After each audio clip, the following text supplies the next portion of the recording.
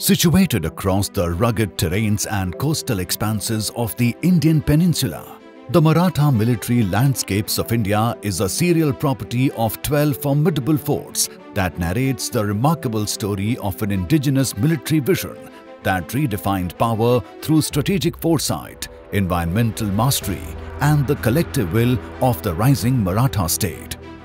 Emerging from the peculiar geopolitical conditions of 17th to 19th century India, the Marathas created a vast network of more than 300 forts by constructing, reconstructing, and reusing many forts. It remains one of the largest fortified systems in the Indian subcontinent. Strategically laid across 3 lines of defense, a series of hill forts aligning with the Sahyadri mountains, a series of sea along the Konkan coast, and a third line ambitiously extending to the southeast Coromandel coast. This marked the founding of the Maratha state in the Indian subcontinent. From this expansive legacy, the 12 selected forts stand as the most extant anchors of this network. The selection of the components was based on attributes showcasing adaptations of the forts along the 3 axes, their strategic positioning on the trade routes, their role in the Maratha strategy, and integration as stronghold within the landscape, along with the exceptional design representing the Maratha defense techniques.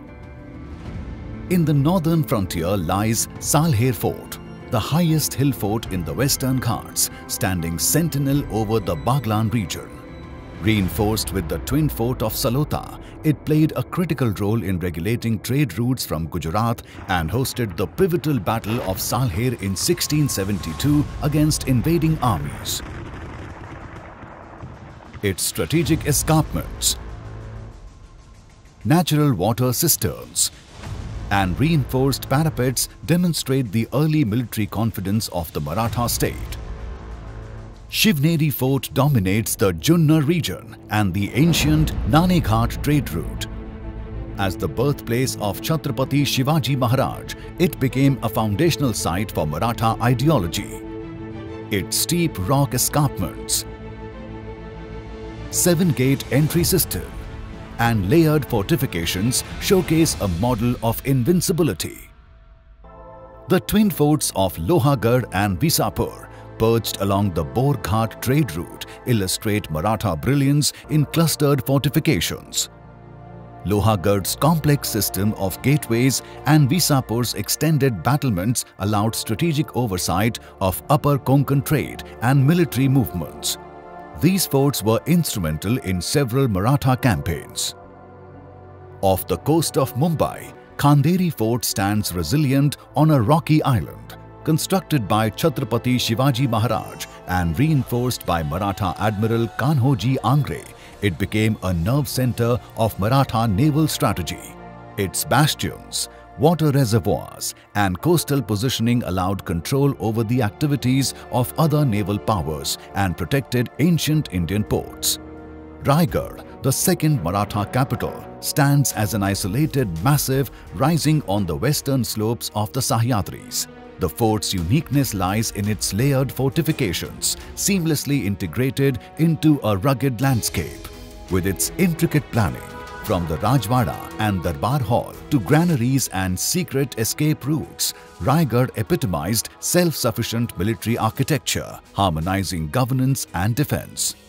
Before Raigad, Rajgarh served as the seat of Maratha power. Its unique triadic marches, Sanjeevani, Suvela, and Padmavati project into valleys like arms of defense. The citadel, Rajgarh's highest point, sits at the junction of these spurs, reinforced with strong walls and corner bastions. Standing strong against repeated invasion attempts, Rajgarh was labelled as a fort second only to the fort of the towered sky by the Mughals.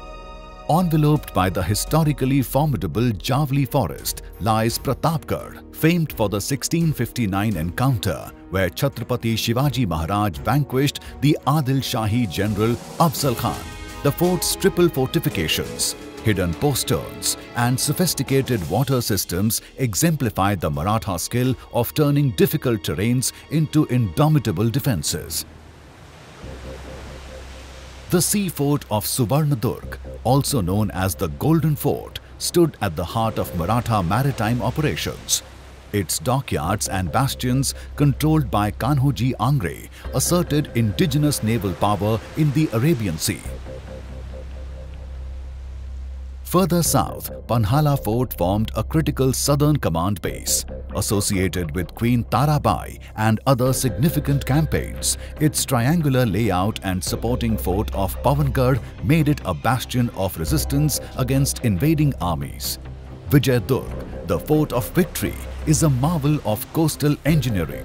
Its triple-layered fortifications, storied bastions and underwater wall allowed the Marathas to build and defend their own naval fleet, a rare feat in India. It stood resilient against 3 decades of failed campaigns by foreign powers. Sindhudurg, built under Chhatrapati Shivaji Maharaj's direct supervision, remains a living monument. It demonstrates both architectural skill and deep symbolic significance.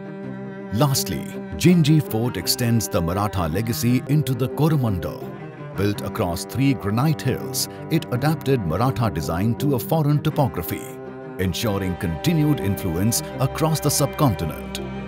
As a strategic tool to divert invaders from the Deccan to the south, Jinji Fort served the 3rd capital of the Marathas.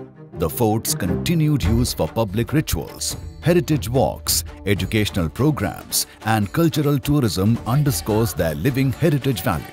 It is a recognition of heritage that is lived, breathed, and sustained, a tribute to the continued relevance of these fortresses that shaped the destiny of the Indian subcontinent.